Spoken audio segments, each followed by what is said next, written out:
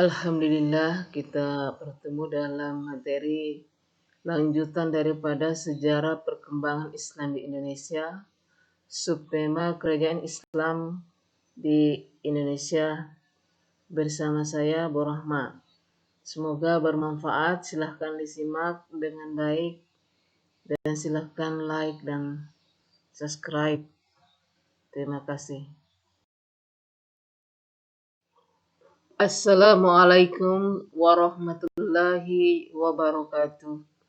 Alhamdulillahillazi arsala rasulahu bil huda wa dinil haq liyuzhirahu 'alad dini kullih walau karihal kafiruna wal musyrikuna wal munafiquna wal fasiqun. Wassalatu wassalamu ala sayyidina Muhammadin wa ala alihi wa ashabihi ajma'in. Puji syukur kehadirat Allah, kita bertemu dalam materi kerajaan-kerajaan Islam di Indonesia.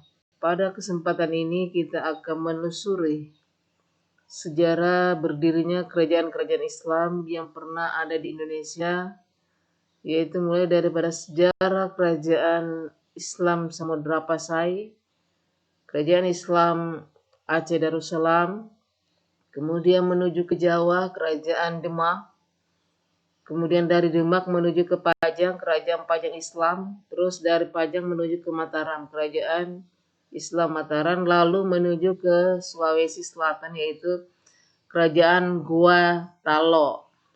Kemudian lanjut lagi ke Maluku yaitu kerajaan Ternate dan kerajaan Tidore. Itulah beberapa kerajaan yang akan kita bahas pada kesempatan ini. Mudah-mudahan memberikan inspirasi ya, dan dapat diambil hikmahnya bagaimana sejarah perjuangan para raja-raja Islam dalam menyebarkan Islam dan dalam membela tanah air pada waktu itu terhadap penjajahan Portugis, Belanda ya, dan juga Inggris. Yang pertama adalah kerajaan Islam Pasai. Kerajaan Pasai ini berada di pesisir timur Laut Aceh, Kabupaten Lok Sumawe, Aceh Utara sekarang ya. Kalau di sekarang adalah di Aceh Utara. Didirikan oleh para raja pertama yang bernama Sultan Malik As-Saleh pada tahun 1267 Masehi. Meskipun dalam sumber yang lain ada yang mengatakan bahwa kerajaan pertama di Indonesia itu adalah kerajaan Perlak. Namun kita berpegang kepada hasil seminar yang berada di Medan yang pernah kita bahas sebelumnya, yaitu bahwa kerajaan Islam pertama adalah kerajaan Islam Pasai.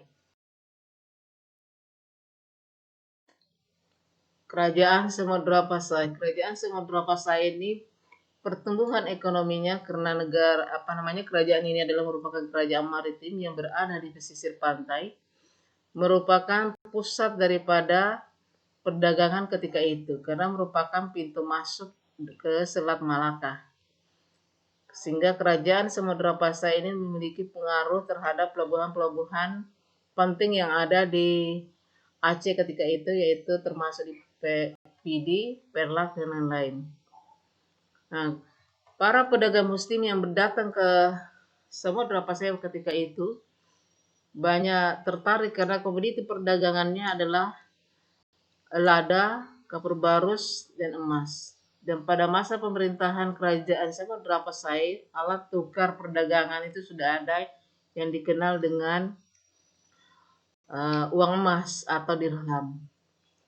Kemudian raja-raja yang pernah memerintah di kerajaan Samudra Pasai, raja pertama yaitu Sultan Malik As-Saleh pada tahun 1267 Masehi sampai tahun 1297 Masehi, kemudian digantikan berikutnya oleh raja-raja berikutnya sampai ke 13 raja. Raja terakhir yaitu Sultan Sain al-Abidin pada tahun 1513 Masehi sampai tahun 1524 Masehi memerintah.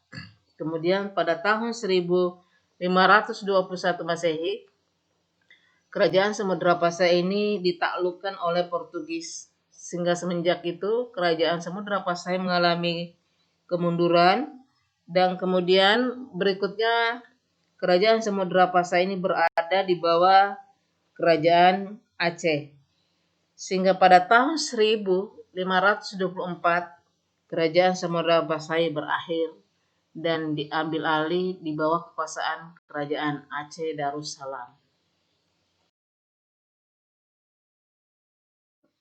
Nomor 2 adalah kerajaan Aceh Darussalam. Kerajaan Aceh Darussalam ini terletak di daerah Sumatera, merupakan kerajaan kedua setelah Samudra Pasai. Kesultanan Aceh memulai pemerintahannya ketika kerajaan Samudra Pasai sedang berada di ambang keruntuhan, yaitu sekitar abad ke-14 Masehi. Kesultanan Aceh didirikan oleh Sultan Ali Mughayat Shah pada tahun 1496 Masehi, kemudian dia memerintah sekitar tahun 1496 Masehi sampai tahun 1528 Masehi. Kemudian pada tahun 1524 Masehi dia berhasil menaklukkan kerajaan Samudra Pasai dan Pidi, sehingga kerajaan Aceh Darussalam meluas wilayahnya dan menjadi kerajaan besar yang berada di daerah Sumatera bagian timur ketika itu. Nah, kemudian pada selanjutnya pada masa Kesultanan Alauddin Riayat Shah yang bergelar dengan Raja Al-Qahar, yaitu raja ketiga, berbeda dengan Sultan Ali Muayyad Shah yang bekerja sama dengan Portugis. Tapi Sultan Alauddin Riayat Shah justru berusaha melawan Portugis dalam menghadapi tentara Portugis. Jadi dia melawan kerajaan bangsa Portugis, dan lebih memilih bersahabat dengan kerajaan Turki Utsmani ketika itu.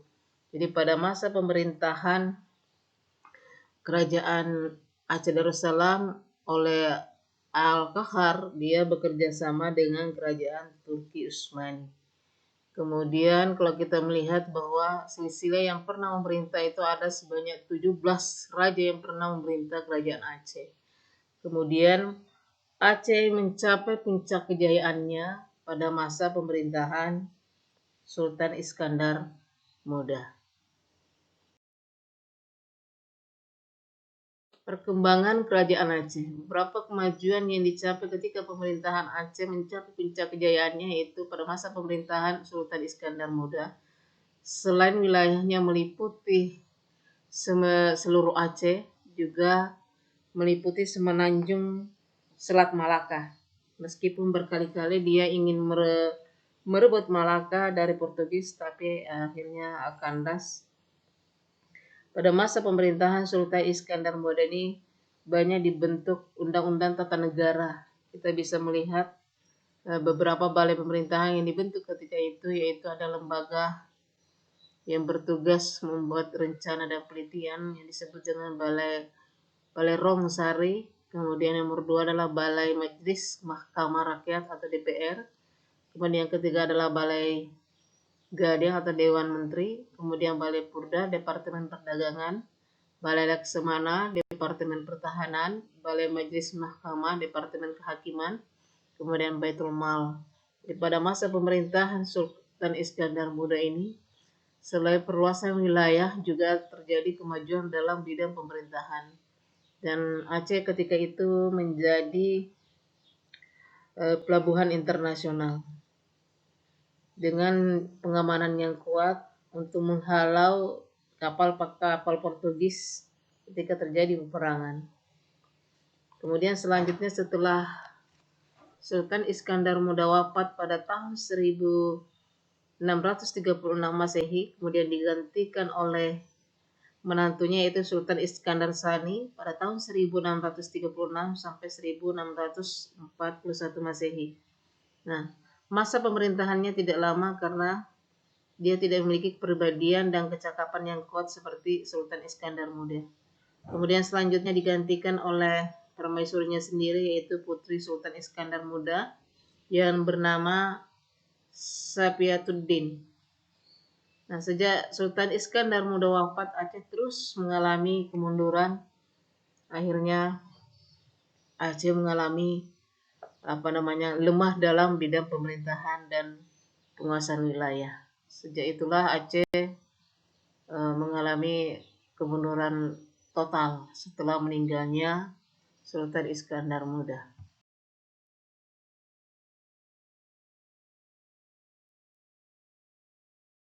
Yang ketiga adalah Kerajaan Demak. Kerajaan Demak ini berdiri pada tahun 1478 Masehi dengan raja pertama yaitu Raden Patah, yang merupakan keturunan dari Kerajaan Majapahit yaitu Prabu Kertabumi.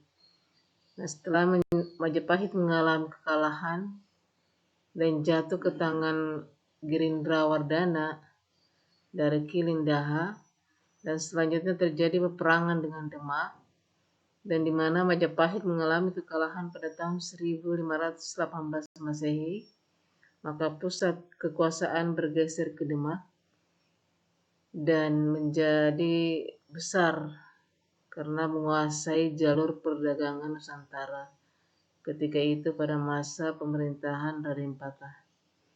Kemudian selain itu Raden Patah memperluas wilayah kekuasaannya sepanjang pantai utara Jawa dan pengaruhnya sampai ke Palembang, Jambi, Banjar, dan Maluku. Kemudian pada tahun 1518 Masehi digantikan oleh putranya Pati Unus. Pada masa pemerintahannya, Pati Unus berusaha menyerang Portugis di Malaka pada tahun 1513 Masehi, meskipun gagal. Lalu selanjutnya setelah dia memerintah digantikan oleh Sultan Trenggono. Nah, pada masa pemerintahan Sultan Trenggono ini, Kerajaan Demak mencapai puncak kejayaannya. Kemudian penyebaran Islam meluas sampai di Jawa Timur, Jawa Tengah, dan di bawahnya termasuk Demak. Demak mulai menguasai daerah-daerah Jawa lainnya seperti merebut Sunda Kelapa dari Pajajaran serta menghalau tentara Portugis yang akan mendarat di sana pada tahun 1527. Kemudian juga menguasai Tuban pada tahun 1527. Kemudian Madiun 1529, Surabaya dan Pasuruan pada tahun 1527.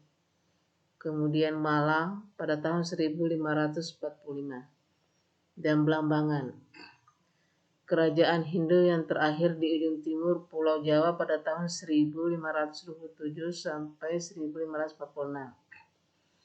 Kemudian dalam perjalanannya memperluas wilayah kekuasaannya, Trenggono meninggal dunia pada tahun 1546 dalam sebuah pertempuran menaklukkan Pasuruan. Kemudian dalam sumber yang lain dijelaskan bahwa niatannya untuk menyebarkan Islam sampai ke Bali itu tidak kesampaian karena dia meninggal dalam peperangan di Pasuruan. Itulah yang kemudian sampai sekarang Bali tidak mayoritas masih beragama Hindu, Buddha. Nah, setelah meninggalnya Sultan Trenggono ini, kemudian digantikan oleh Sunan Prawoto. Pada masa pemerintahan Sunan Prawoto, salah seorang panglima perang Demak waktu itu adalah Fatahillah, pemuda asal Pasai, Sumatera, yang juga menjadi menantu Raja Sultan Trenggono.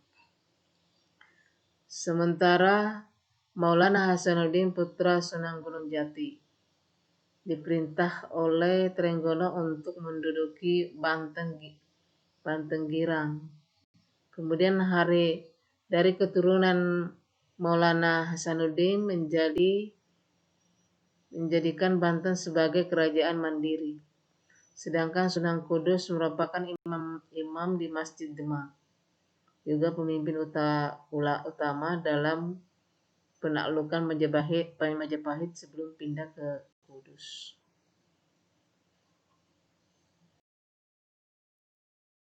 Silsilah Raja Demak. Mari kita menyimak bagaimana silsilah Kerajaan Demak. Kenapa Ibu menampilkan ini? Karena Dari kerajaan Demak inilah kemudian lahir cikal bakal kerajaan Pajen dan Mataram. Jadi seperti yang sebelumnya kita sudah lihat bahwa raja pertama kerajaan Demak yaitu Raden Patah. Dari Raden Patah ini menikah dengan putri dari Sunan Ampel, salah satu wali Songo. Ya, kemudian dari pernikahan itu melahirkan tiga putra yaitu Raden Surya atau Pati Unus itu sebagai Raja Demak yang kedua, kemudian Raden Trenggono atau Sultan Trenggono Raja Demak ketiga, sedangkan Raden Kiki ini tidak menduduki tahta. Nah, dari keturunannya Raden Trenggono atau Sultan Trenggono Raja ketiga ini lahirlah Sunan Prawoto ya, kemudian putrinya Ratu Kalinyamat, kemudian Ratu Mas Cempaka. Nah, Ratu Mas Cempaka ini putri dari Sultan Trenggono menikah dengan Jaka Tingkir yang dikenal nanti menjadi Raja Pajang pertama yang bergelar Hadiwijaya. Kemudian melahirkan dari pernikahannya itu lahirlah Pangeran Benawa sebagai Raja Pajang yang ketiga. Nah, kemudian anaknya yang lainnya dari Sultan Trenggono yaitu Pangeran Timur. Nah, setelah Sultan Trenggono ini wafat, terjadilah perebutan kekuasaan di antara kalangan keturunan mereka ya, yaitu Arya Pangiri sama Arya Penangsang. Dalam sumber yang lain bisa kalian perdalam lebih jauh lagi. Yang keempat adalah Kerajaan Pajang yang berdiri pada tahun 1568 sampai 1586 Masehi. Asal mula berdirinya Kerajaan Pajang itu sebenarnya telah ada semenjak Kerajaan Majapahit. Kesultanan ini dibangun oleh Pangeran Hadiwijaya atau Jaka Tingkir atau Joko Tingkir sebagai menantu daripada Sultan Trenggono. Jadi setelah terjadi perebutan kekuasaan di Kerajaan Demak oleh Hadiwijaya, dia menyingkir ke Pajang, dan disinilah dia mendirikan Kerajaan Pajang pada tahun 1568 Masehi. Kemudian Kerajaan Pajang ini adalah merupakan kerajaan Islam pertama yang terletak di pedalaman. Sebelum menjelma menjadi kerajaan, Pajang ini merupakan daerah yang berada dalam kekuasaan Demak. Kerajaan Pajang berpusat di Jawa Tengah sebagai kelanjutan daripada Kerajaan Demak. Ini lokasinya terletak di daerah Kartasura atau dekat Surakarta, Solo sekarang. Pada waktu itu, Joko Tingkir menjadi bupati, semacam bupati kalau sekarang ini di Pajang. Ya. Kemudian setelah Kerajaan Demak itu mengalami kemunduran, oleh Joko Tingkir dipindahkanlah pusat kekuasaan itu ke Pajang. Maka disitulah lahirnya kerajaan Islam kedua di tanah Jawa, yaitu Kerajaan Islam Pajang. Kemudian setelah Hadiwijaya wafat pada tahun 1587, dimakamkan di Desa Butuh. Lalu selanjutnya dia digantikan oleh menantunya yaitu Arya Pengiri. Kemudian Arya Pengiri ini adalah putra dari Sunan Prawoto atau Pranoto, di lain sumber mengatakan demikian, dari Demak.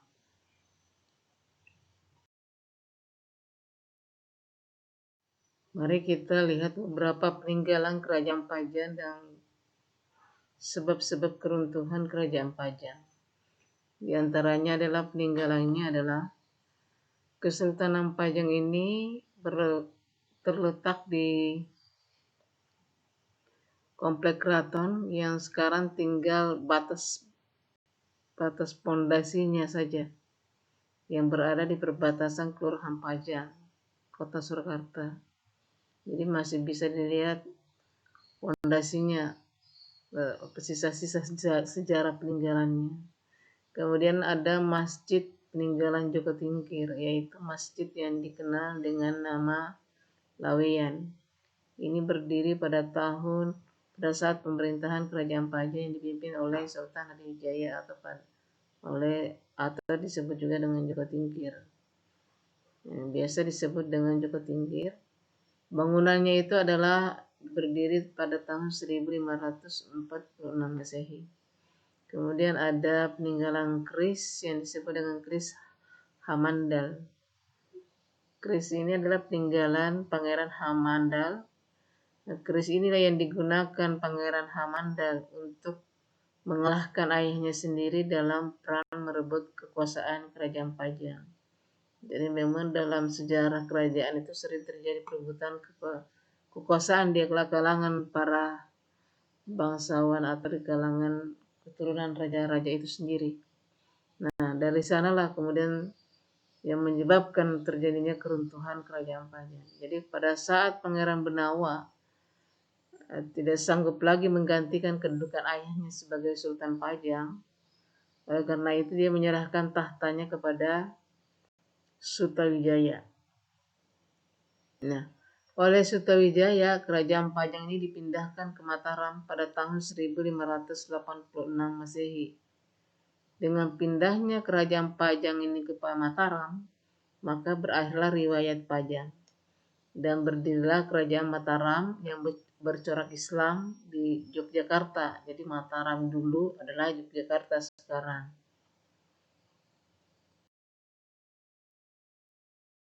Nomor 5, kerajaan Mataram yang ada semenjak abad ke-17 sampai abad ke-19.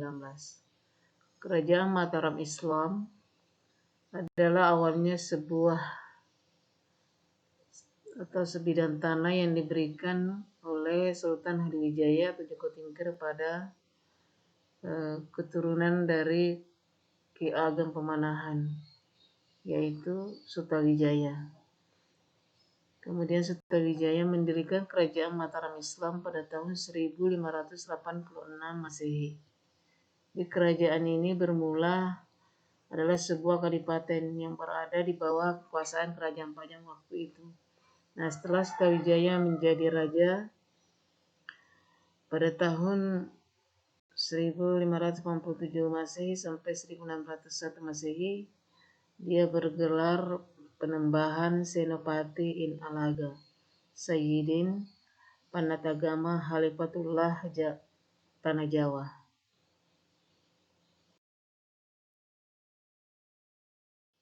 Kejayaan dan kemunduran Mataram Islam. Kerajaan Islam Mataram mencapai puncak kejayaannya pada masa pemerintahan Sultan Agung Hanyokrokusumo pada tahun 1613 Masehi sampai tahun 1646 Masehi. Selain perluasan wilayah yang meliputi hampir seluruh Jawa, kecuali Banten dan Batavia, termasuk juga Pulau Madura yang dikuasainya dan daerah Sukadana yang berada di Kalimantan Barat. Beberapa prestasi yang pernah dicapai pada masa kejayaan Mataram di bawah kepemimpinan Sultan Agung yaitu mengatur dan mengawasi wilayah yang luas langsung dari pemerintahan pusatnya yaitu di Kota Gede, Yogyakarta sekarang. Kemudian dalam kegiatan ekonomi pada waktu itu adalah bercorak agraris dan maritim. Mataram adalah pengekspor beras yang terbesar ketika itu. Nah, selain itu dia juga melakukan mobilisasi militer secara besar-besaran sehingga mampu menundukkan daerah-daerah sepanjang pantai utara Jawa dan mampu menyerang Belanda di Batavia sampai 2 kali. Kemudian pada masa pemerintahannya juga dia membuat perhitungan pertama kalender Hijriah. Jadi perhitungan itu dia mengubah perhitungan tahun Jawa Hindu atau Saka dengan tahun Islam Hijriah yang berdasarkan peredaran bulan sejak tahun 1633 Masehi. Selanjutnya, dia juga menyusun karya sastra yang cukup terkenal yaitu sastra gendang, sastra gending, dan kitab suluk. Lalu kemudian dia menyusun kitab undang-undang baru yang merupakan perpaduan dari hukum Islam dengan adat istiadat Jawa yang disebut dengan Surya Alam. Jadi itulah beberapa prestasi yang pernah dicapai pada masa pemerintahan Sultan Agung Hanyokuro-Kusumo tahun 1613 Masehi sampai tahun 1646 Masehi. Nah, lalu selanjutnya setelah pemerintahannya itu Mataram sudah mulai mengalami kemunduran, yaitu karena ada beberapa faktor. Yang pertama karena setelah meninggalnya Sultan Agung ini terjadi perang saudara, kemudian terjadi konflik antara elit di dalam kerajaan, kemudian terdapat pemberontakan di kalangan istana, dan terpecahnya kerajaan menjadi kerajaan-kerajaan kecil yang tertuan di perjanjian Giyanti dan perjanjian Salatiga oleh pihak VOC ketika itu. Kemudian setelah Sultan Agung meninggal, tidak ada lagi tokoh pengganti yang mumpuni seperti beliau. Nah, raja pengganti selalu bertindak sewenang-wenang dan kejam. Maka terjadinya perang geger Pacina yang merembet kepada Kartasura.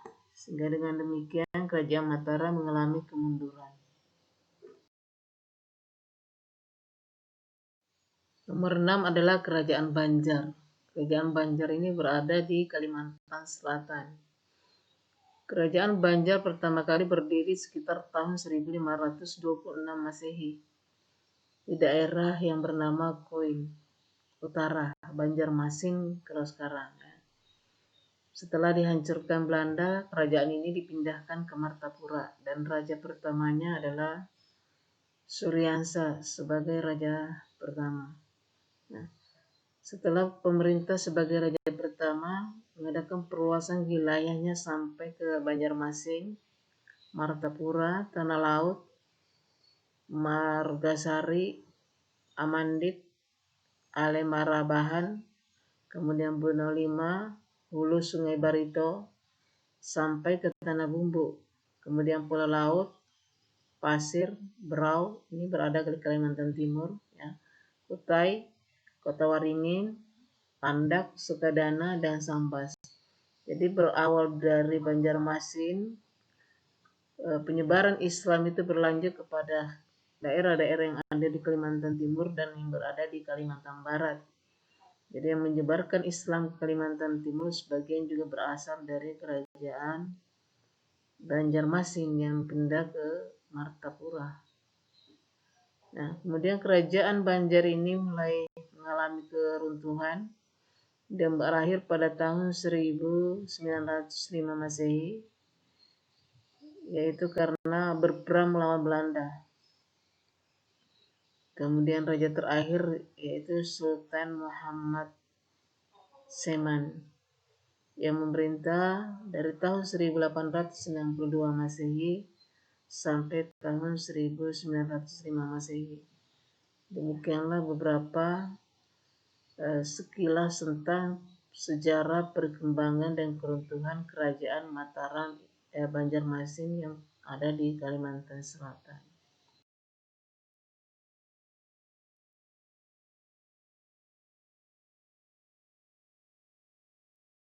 Nomor 7 adalah Kerajaan Gorontalo. Kerajaan Gorontalo ini berada di Sulawesi Selatan, Makassar sekarang.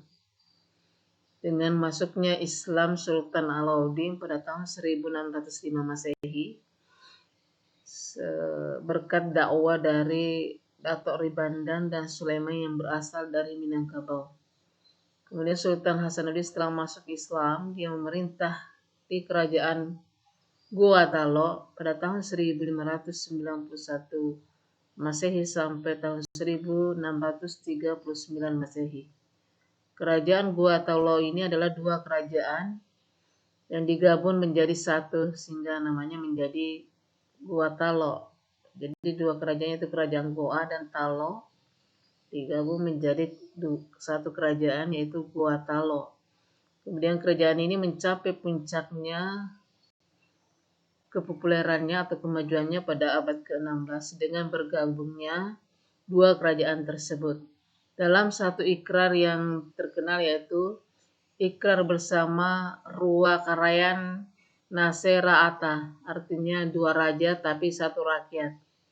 Nah, dari kerajaan Makassar ini setelah menjadi kerajaan Islam di Sulawesi Selatan, dia menyebarkan Islam sampai ke Pulau Kalimantan Timur kita sekarang.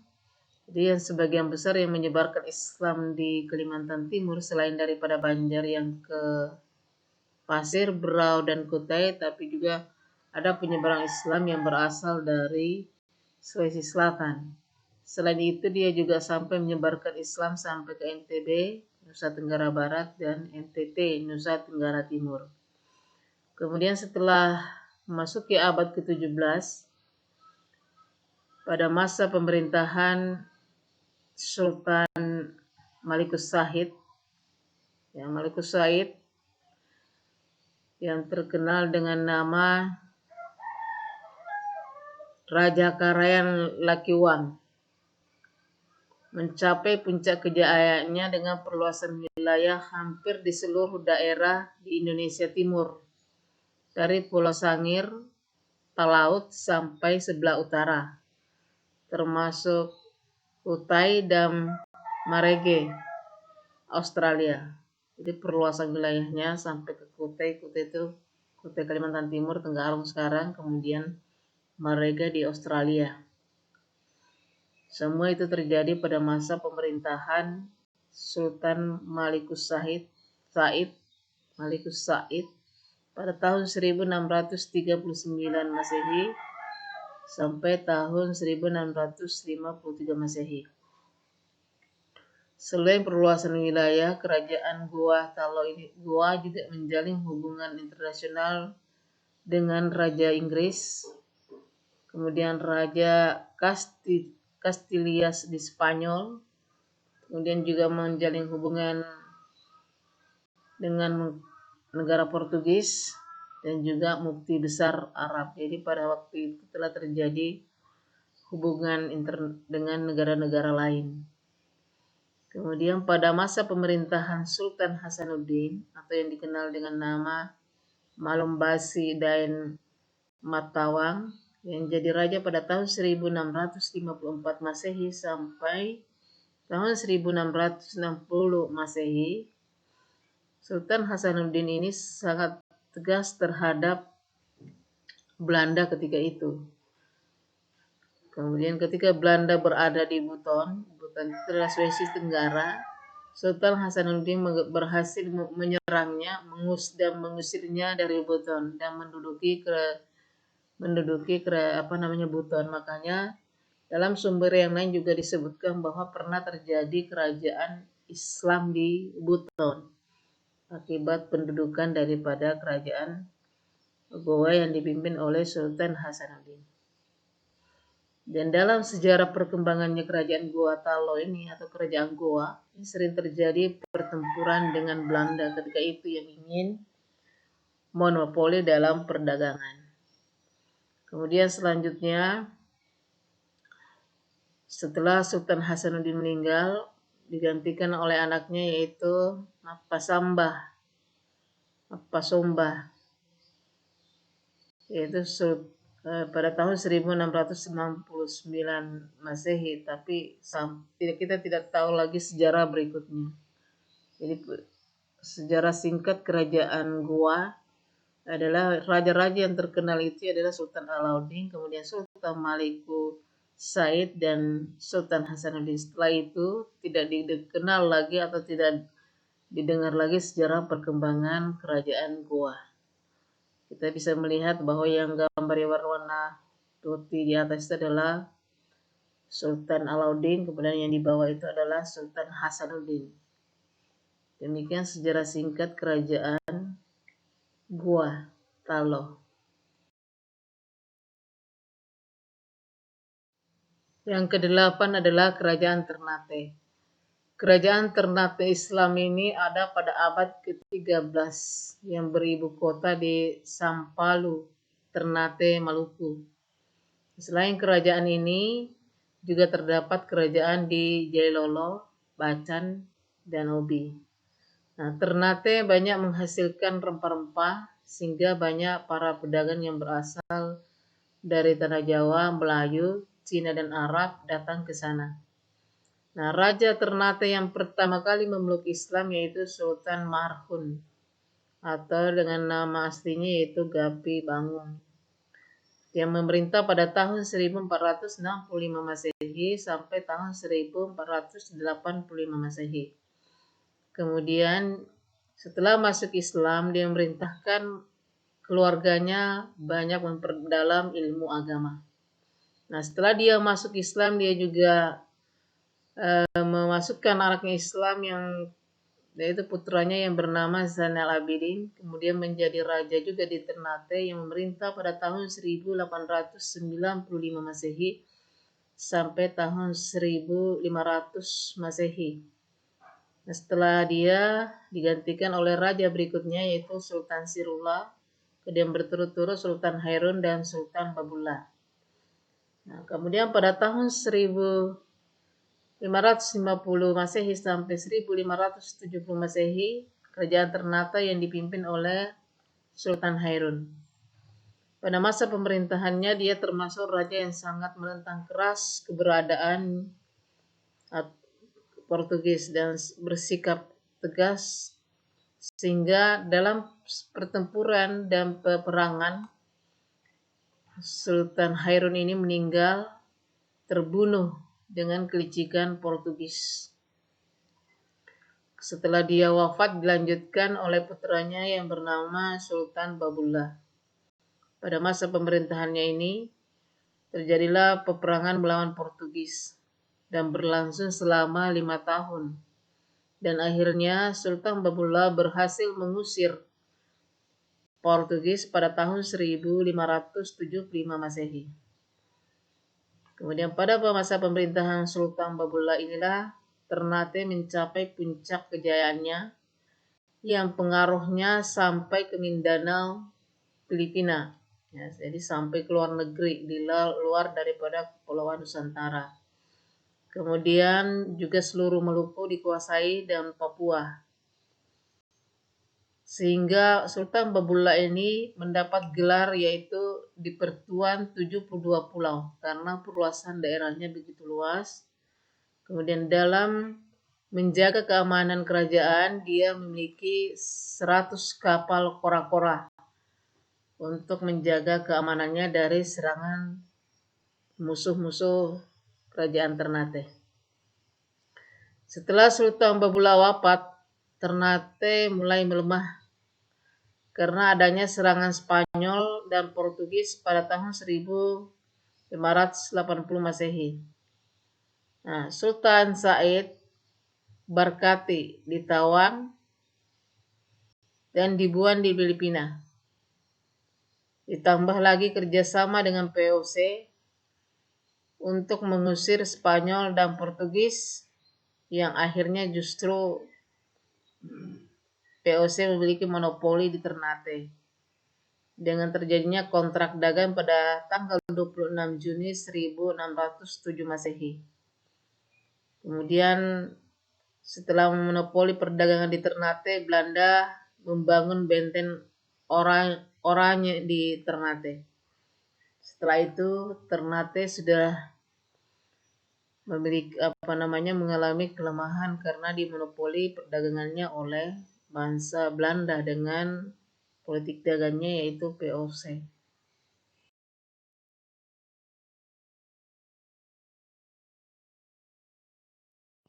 Yang ke-9 adalah Kerajaan Tidore. Kerajaan Tidore ini berada juga di Maluku sama dengan Ternate. Kerajaan Tidore Islam yang pertama kali berpusat di Maluku Utara dan terletak di sebelah selatan Ternate. Islam masuk di Tidore sekitar tahun 1471 Masehi dengan raja pertama yaitu Syahadati, atau nama aslinya adalah Muhammad Nagal. Dia naik takhta sekitar tahun 1081 Masehi. Kemudian baru pada raja ke-9 lagi yaitu Sirilityati, atau setelah menjadi raja bergelar Jamaluddin, yang beserta putra sulungnya kembali memeluk Islam berkat pendakwah dari Syekh Mansur dari Arab. Nah, kemudian kerajaan Ternate dan Tidore ini awalnya hidup berdampingan karena mereka termasuk negara tetangga atau kerajaan bertetangga. Tetapi karena kedatangan Portugis dan Spanyol, perlu dipahami bahwa Maluku adalah penghasil rempah-rempah cengkeh yang terkenal, sehingga banyak para bangsa asing datang ke sana, yaitu Portugis dan Spanyol. Kedatangan Portugis dan Spanyol ini di mana Portugis bersahabat dengan Ternate, sedangkan Spanyol yang datang setelah itu bersahabat dengan Sultan Tidore. Dan dari sinilah mulai muncul benih perselisihan antara Tidore dan Ternate, yang akhirnya terjadi peperangan pada tahun 1529 Masehi, yang dimenangkan oleh Portugis atas bantuan daripada kerajaan Ternate dan Bacan. Kemudian pada tahun 1575 Masehi, kedua kerajaan ini yaitu Ternate dan Tidore bersatu kembali dan mengusir Portugis dari Maluku. Lalu Portugis ini menyingkir ke Ambon. Namun pada tahun 1605 Masehi, Belanda berhasil mendesak Portugis dari Ambon dan menguasai Ambon atau Maluku waktu itu. Ya. Kemudian kerajaan Tidore mencapai puncak kejayaannya atau keemasannya pada masa pemerintahan Sultan Nuku yang memerintah pada tahun 1789 sampai 1805 Masehi. Sultan Nuku ini adalah seorang raja yang memiliki keberanian dan kecerdasan. Kemudian pada tahun 1801 Masehi dia menyerang Ternate. Kemudian dia menjadikan Ternate jadi satu dengan Tidore. Kemudian mengusir Belanda dan Inggris, sehingga Inggris dan Belanda tidak bisa berbuat apa-apa lagi. Kemudian setelah Sultan Nuku ini wafat, digantikan oleh anaknya yang bernama Zainal Abidin yang memerintah Tidore pada tahun 1805 Masehi sampai tahun 1810 Masehi. Demikianlah sejarah singkat kerajaan Tidore. Demikian beberapa sejarah kerajaan Islam di Indonesia, mulai dari Samudra Pasai, Aceh Darussalam, kemudian Demak, Pajan Mataram, kemudian Gua Talo, Ternate, dan Tidore. 9 kerajaan Islam yang pernah ada di Indonesia ini memiliki sumbangsi yang sangat besar dalam penyebaran Islam di Indonesia, sehingga kita dapat menikmati Islam dari jasa-jasa para mubalik dari Arab, kemudian peranan kerajaan-kerajaan Islam yang pernah ada di Indonesia. Kita patut bersyukur karena kita telah memeluk Islam sampai dengan hari ini. Tugas selanjutnya adalah bagaimana kita tetap menjaga agama ini hingga tetap bisa jaya di bumi Nusantara Indonesia ini dengan berpegang teguh kepada Al-Quran dan hadis, kemudian menjalankan perintah Allah dan menjauhi larangannya. Jadikan Islam sebagai pegangan hidup dan jadikan moral agama itu sebagai kepribadian kita dalam kehidupan sehari-hari. Sehingga apabila siapa yang berpegangan kepada Al-Quran dan hadis, insya Allah selamat hidupnya di dunia maupun di akhirat. Demikian yang dapat Ibu sampaikan, kurang dan lebihnya Ibu mohon maaf. Wabillahi taufiq wal hidayah. Wassalamualaikum warahmatullahi wabarakatuh.